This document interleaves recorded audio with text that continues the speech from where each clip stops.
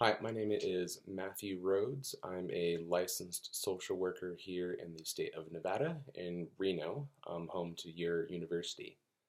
And for this data collection method, assignment, and presentation, I have chosen to look at a specific article that perfectly demonstrates the effectiveness of both a pre and post test data collection method. Now, the specific article that I'm looking at today is from actually a study out of Australia by Annika Ward. It's titled Cultural Empathy in Physiotherapy Students. It's a pre and post test study utilizing the virtual simulation. Now, essentially, in this study, to briefly kind of summarize, is that about 165 or so participants from a specific university, all of which were studying physiotherapy, which, if you are unaware, the definition straight from Wikipedia is a treatment of disease, injury, or deformity by physical methods such as massage, heart treatment, and exercise rather than by drugs or surgery, i.e., plastic therapy. Now, with this, essentially what they're doing is that in this study, the researchers specifically were pressing these students into a virtual simulation, if you will, where they were then forced to take the avatar of a specific individual who was undergoing hospitalization while in a third world country. Now, the specifics of this simulation aren't typically relevant, as the study wasn't looking at that. What the study was looking to kind of distinguish was the level of empathetic response, both pre and post this simulation, for these specific students who, again, were studying physiotherapy.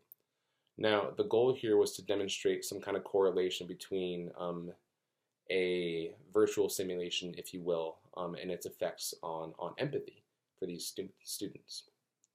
It was set up where prior to the virtual simulation, the students would partake in a kind of pre-survey, kind of that would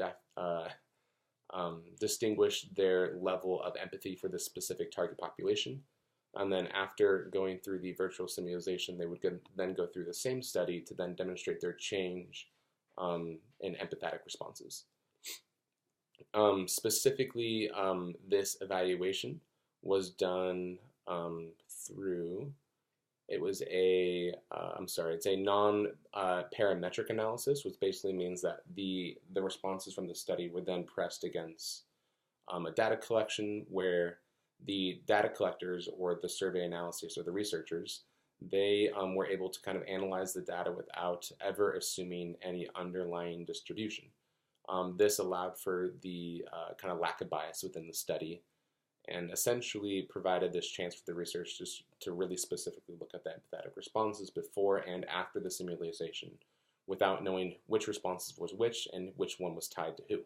It was a merely kind of A-B systematic solution.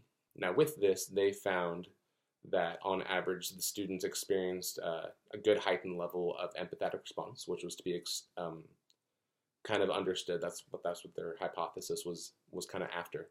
But then what was interesting about this was that it's this with a study and their specific impact on social work and international social work specifically, is that this becomes really interesting in our current global economy and community as the borders of both cultural and ethnic lines are starting to blur, where it's not just by country or by ocean anymore. And so this specific study shows that given opportunity to experience a situation, even if it's virtual or a simulation, the opportunity to experience a situation has a direct correlation between our empathetic response. But in regards to this specific assignment, I think it's important to understand that this study was done through a pre-test and a post-test, which is just perfect for the study because it gives the researchers the option to then look at where the participants were prior to the simulation and then to compare that directly in contrast to where they were post this simulation.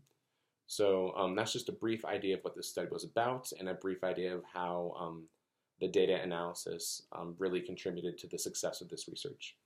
I'll be leaving the citation for this article both in my article reading guide if you'd like to read more about it. And yeah, and all the kind of follow-up questions and articles will be there as well. If you have any questions, my email should be provided below, also in the comment, and we can go from there. Thank you.